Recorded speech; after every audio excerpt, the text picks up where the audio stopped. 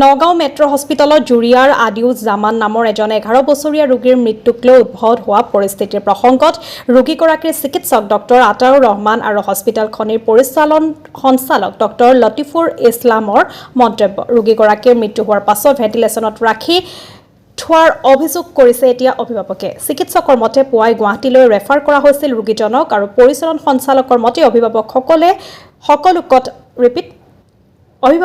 সকলো কথা বুজাই দিয়া হৈছিলে। এই ঘটনা তৃতীয় পক্ষৰ এক ষড়যন্ত্ৰ।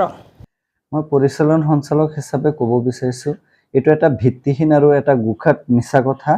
এনেকুৱা ভিত্তিহীন অভিযোগক মই ধিক্কাৰ দিছোঁ, কাৰণ কেতিয়াও এনেকুৱা হ'ব নোৱাৰে এজন শিশুক 11টা বজাত মৃত্যু হোৱাৰ কথাটো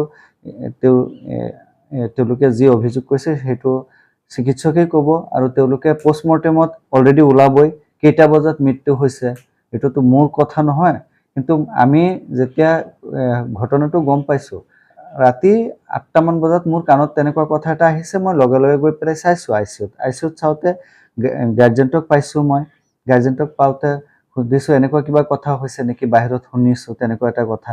তাৰপিছত তেওঁলোকে কৈছে নাই ছাৰ, আমিতো তেনেকুৱা ধৰণৰ কোনো কথা পাতাই নাই, আৰু প্লাছ যিখিনি ট্ৰিটমেণ্ট কৰিব লাগে, আমাৰ ৰোগীটো সংকটজনক অৱস্থাত আছিলে, গতিকে ইয়াৰ পৰা যিখিনি ট্ৰিটমেণ্ট কৰিছে সেইখিনি কৰিছে। এতিয়া আমি গুৱাহাটীত লৈ যাম, আমাক অলপ আৰ্থিকভাৱে সহায় কৰিব, যিহেতু আমি অলপ দুখীয়া মানুহ। মই সেইখিনি আশ্বাস দিলোঁ যে আপোনালোকক মই যিখিনি পাৰোঁ সহায় কৰিম। তাৰ পিছতে প্ৰায় আধা ঘণ্টা পিছতে নাটকীয়ভাৱে পৰিৱেশটো বেলেগ ৰূপলৈ গুচি গ'ল।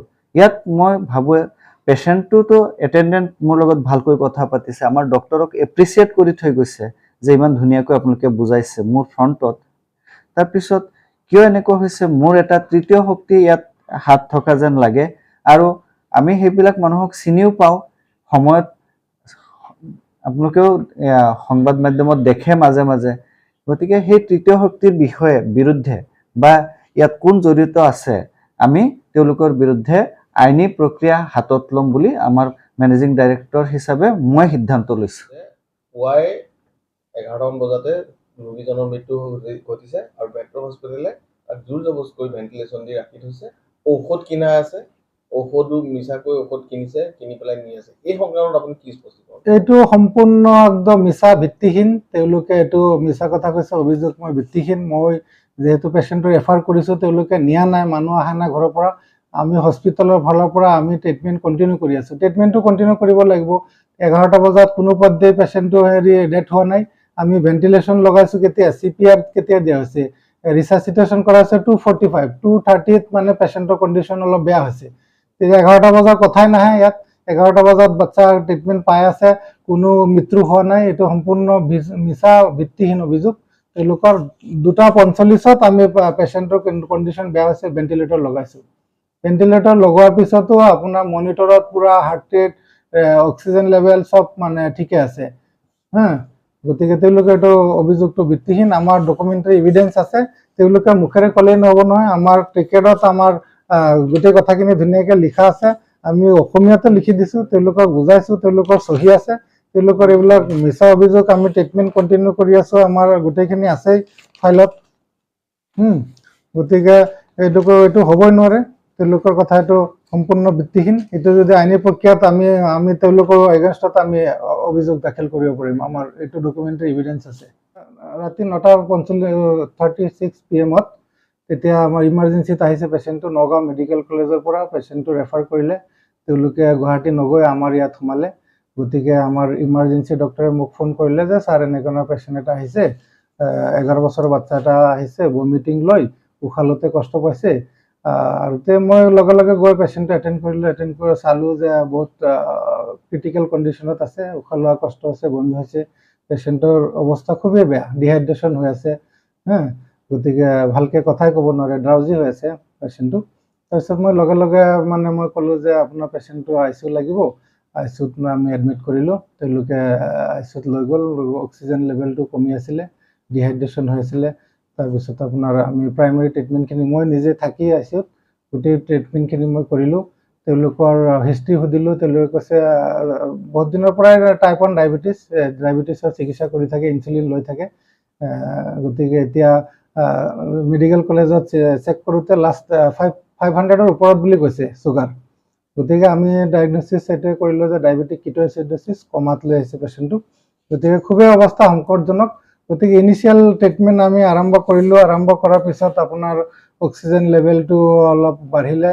তাৰপিছত আমাৰ ইয়াত আনিলে আমি চুগাৰটো টেষ্ট কৰিলোঁ যেতিয়া 375 পালোঁ আৰু আমাৰ ABG কৰিলোঁ।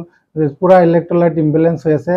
পেচেণ্টৰ বাইকাৰ্বনেট 1.4 এনেকৈ এচিডোচিছ হৈ একদম অৱস্থা বেয়া। গোটেইখিনি আমি ৰাতিৰ ভিতৰত আমি গোটেই ট্ৰিটমেণ্টখিনি দিলোঁ। NS বলাছ দিলোঁ, ইনচুলিন ষ্টাৰ্ট কৰিলোঁ, IV ফ্লুইড দিলোঁ, অক্সিজেন দি অলপ মানে আমি মানে বাচ্চাটোৰ লগত মই কণ্টিনিউৱাছলি লাগি আছোঁ। মানে পূৰা মানে মই গোটেই চাৰ্ট টাৰ্ট বনাই ধুনীয়াকৈ মই ৰেচিডেণ্ট ডক্টৰক ধুনীয়াকৈ লগত থাকি গোটেই কামখিনি কৰি তাৰপিছত মই গ'লোঁ আৰু তাৰপিছত আপোনাৰ গোটেই ট্ৰিটমেণ্টটো চলিলে। ইনফেকশ্যন আছিলে, ব্লাড টেষ্ট কৰি ৰিপৰ্টবিলাক চালোঁ, সেইবিলাকত অলপ এবনৰ্মেলিটি আছিলে, ইলেক্ট্ৰলাইট ইম্বেলেঞ্চ আছে, ইনফেকশ্যন আছে। গতিকে আমি গোটেইখিনি মানে যিখিনি পৰা যায় আমি ডক্টৰ হিচাপে এজন মানুহ বাচ্চা এটা আহিছে আমাৰ ওচৰত, আমি গোটেই ট্ৰিটমেণ্টখিনি আমি যিখিনি বচাবলৈ গোটেইটা আমি চেষ্টা কৰিছোঁ আৰু ৰাতিৰ ভিতৰত। তাৰপিছত মই ৰাতিপুৱা আকৌ 9:05 মানত আহিছোঁ ৰাউণ্ডত। আহি পেলাই পেচেণ্টটোৰ কণ্ডিশ্যন অকণমান মানে ভাল দেখিছোঁ। চুগাৰটো অলপ কণ্ট্ৰলত আহিছে আপোনাৰ 127। তাৰপিছত মানে আমাৰ ৰেচিডেণ্ট ডক্টৰক সুধিলোঁ যে কেনেকুৱা পেচাব হৈছে, অলপ ডিহাইড্ৰেশ্যনটো অলপ কাৰেক্ট হৈছে। তাৰপিছত মানে এটেণ্ডেণ্টক মাতি আনি বুজালোঁ যে আমি যিখিনি কৰিব লাগে, আপোনাৰ ক্ৰিটিকেল কণ্ডিশ্যনত আছিলে পেচেণ্টটো, গতিকে আমি এইখিনি অলপ ট্ৰিটমেণ্ট কৰি অকণমান আপোনাৰ বাচ্চাটো অলপ ঠিক কৰিছোঁ। গতিকে আপোনালোকে এতিয়া যিমান পাৰে সোনকালে গুৱাহাটী মেডিকেল কলেজত লৈ যাওক। মই ৰাতিপুৱা 9:05 আমি পেচেণ্টটোক আমি ৰেফাৰ কৰি দিছোঁ। এতিয়া ধুনীয়াকৈ মানে এটেণ্ডেণ্টক বুজাই দিছোঁ যে আমি হায়াৰ চেণ্টাৰলৈ আমি ৰেফাৰ দি দিছোঁ, বুজাই দিছোঁ আপোনাৰ সংকটজনক অৱস্থাত আমি পেচেণ্টটো যিখিনি কৰিব লাগে কৰিলোঁ। এতিয়া আমাৰ হাতত আৰু উপায় নাই, আপুনি এতিয়া লৈ যাওক। ধুনীয়াকৈ অসমীয়াত মানে ধুনীয়াকৈ লিখি তেওঁলোকে মানে বুজি পালে কথাখিনি অসমীয়াত লিখি আমি গোটেইখিনি তেওঁলোকক বুজাই দিলোঁ। এজনী মাইকী মানুহ আছিলে তেতিয়া পেচেণ্টৰ লগত গাৰ্জেন, তেখেতক মাতি আনি আমি ক'লোঁ যে আপোনালোকে এতিয়া গুৱাহাটীলৈ লৈ যাওক। আমাৰ কাম কৰণীয়খিনি আমি কৰি দিলোঁ। গতিকে তাই ক'লে যে আমাৰ এতিয়া মানুহ ঘৰৰ পৰা আহিলে তেতিয়া আমি মানে আকৌ আলাপ আলোচনা কৰিম, পেচেণ্টটো আমি লৈ যাম। এইটো 9:15 মান হ'ব তেতিয়া। তাৰপিছত পেচেণ্ট মানে তথা তেওঁলোকে মানুহ অহা নাই, ট্ৰিটমেণ্ট কিন্তু আমি কণ্টিনিউ কৰি আছোঁ। আইচুত ট্ৰিটমেণ্ট চলি আছে। বাচ্চা মানে চেলাইন টেলাইন পাই আছে। আমি ৰাতিপুৱা চাহ বিস্কুটো খাব দিছোঁ পেচেণ্টক। তাৰপিছত মানে আপোনাৰ ট্ৰিটমেণ্ট চলি আছে। মানুহ অহা নাই, তেওঁলোকে মানুহ আহিম বুলি ক'লে, নাহিলে। ট্ৰিটমেণ্ট চলি আছে। 2:45 মান বজাত বাচ্চাৰ অলপ কণ্ডিশ্যনটো বেয়া হ'ল, হাৰ্ট ৰেট ফটককৈ কমি গ'ল। তেতিয়া আমাৰ অক্সিজেন লেভেল, হাৰ্ট ৰেট তেওঁলোকক বেডিকাৰ্ডিয়া মাৰিলে বাচ্চা ফটককৈ। তেতিয়া আমাৰ CPR মানে ৰিচাচিটেশ্যন কৰিব লগা হ'ল বাচ্চাটোক। আকৌ তেতিয়া ৰিচাচিটেশ্যন কৰাৰ পিছত ভেণ্টিলেটৰত দিয়া হ'ল। 2:45ত ভেণ্টিলেটৰত দিয়া হৈছে পেচেণ্টটোক।